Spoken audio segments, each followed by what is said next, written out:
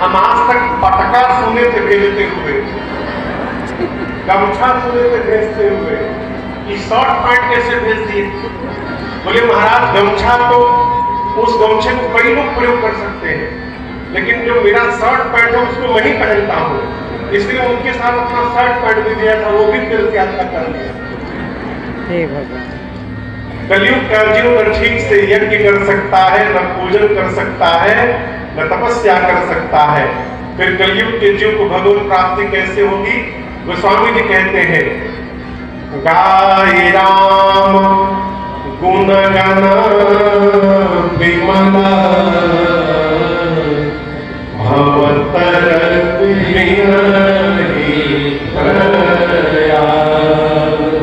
कलिकाल में मनुष्य अपने सभी कर्मों का संपादन करते हुए, पालन करते हुए केवल भगवत स्मरण बना के रखे, भगवान के नाम को लेता रहे, तो बिना और कुछ किए हम भवसागर पार हो सकते हैं और कभी न कभी भगवान का दर्शन भी प्राप्त हो सकता है। ये कलयुग की महिमा है। गोस्वामी तुलसीदास जी कहते हैं, मैं जिस ग्रंथ के आश्रय में आपको राम कथा सुनाने जा रहा हूं, इस ग्रंथ का नाम है श्री रामचरितमानस। क्या नाम है?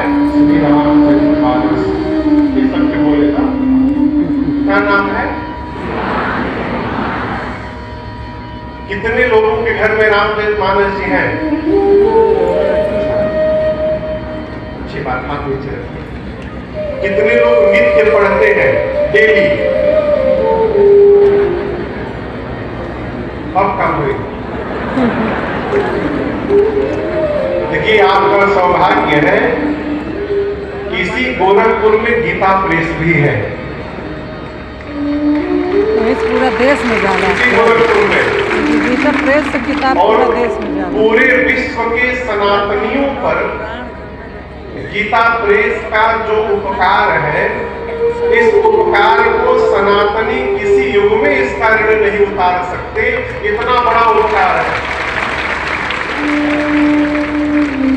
गीता प्रेस ने सनातन धर्म के मूल ग्रंथों को सनातनियों के घर घर तक पहुंचाया है, ये उनका बहुत बड़ा उपकार है।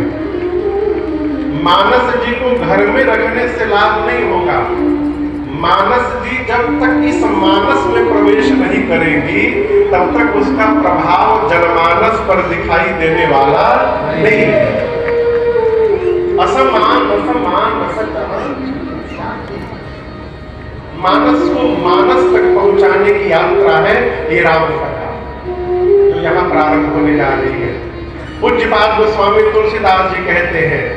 रामचरितमानस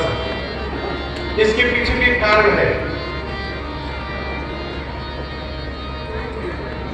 सामान्य रूप से आम बोलचाल में कहते हैं कि घर में रामायण जी का पाठ हो रहा है। किसका पाठ हो रहा है?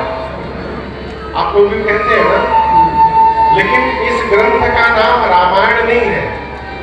क्या नाम है? रामचरितमानस। रामायण उसका नाम है जिसको वाल्मीकि ऋषि ने लिखा। उसका नाम है श्रीमद् वाल्मीकि रामायण, अध्यात्म रामायण, आनंद रामायण, ये सब रामायण है। लेकिन वो स्वामी जी कहते हैं इनका नाम रामायण नहीं है, रामचरितमानस है। क्यों? इसके कई कारण महापुरुष सुनाए हैं। गोस्वामी तुलसीदास जी महाराज जो कहते हैं, इस बात की घोषणा कर रहे हैं कि इस ग्रंथ की रचना मैंने नहीं की है। किसने की है आपको पता है? रामचरितमानस की रचना किसने की है पता है?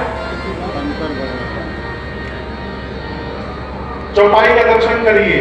रची महेश निज मानस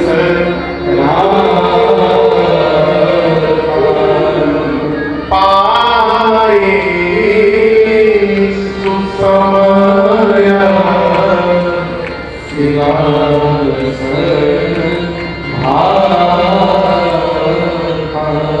गोस्वामी तुलसीदास जी कहते हैं कि इस ग्रंथ की रचना सबसे पहले भगवान शंकर ने की। किसने की? जोर से बोलिए। शंकर भगवान ने। और लिख करके बाबा कहां रखे थे? निज मानस राखा। कहां राखा? निज मानस। मानस यानी मन। भगवान हम और आप डायरी में लिखते हैं। शंकर भगवान ने राम जी की कथा को अपने मन में लिखा। रचि महेश निज मानस राखा। और स्वामी जी कहते हैं उस कथा को प्रकट कब किया? तो पाई सुसमय। सु यानी सुंदर। जब सुंदर समय आया तब मां पार्वती के सम्मुख भगवान शिव ने कथा को प्रकट कर दिया। अभी सुंदर समय का है क्या? कथा सुनने के लिए सुंदर समय होता है। सुंदर समय होता है कब? जब श्रोता के भीतर कथा के प्रति श्रद्धा जागृत हो जाए, वो सुंदर समय है। देखिए, फ्री में यदि दवाई मिल जाए ना, फ्री में, तो आदमी दवाई नहीं खाते, फ्रिज के ऊपर रखा जाता है। और जिस दवाई को रुपया खर्चा करके खरीद के लाते हैं, उसको घड़ी की सुई मिला मिला कर लोग खाते हैं। हम लोग यात्रा में रहते लोग मिलते हैं, ट्रेन में मिल जाए, जहाजी में मिल जाए। एक बार हम मेघालय गए थे, तो पहाड़ पर एक जगह बैठे हुए थे, तब तक बक्सर के वो पानी भी मिल गए। तो हम इसलिए गए थे उधर कि कोई क्यों घटाए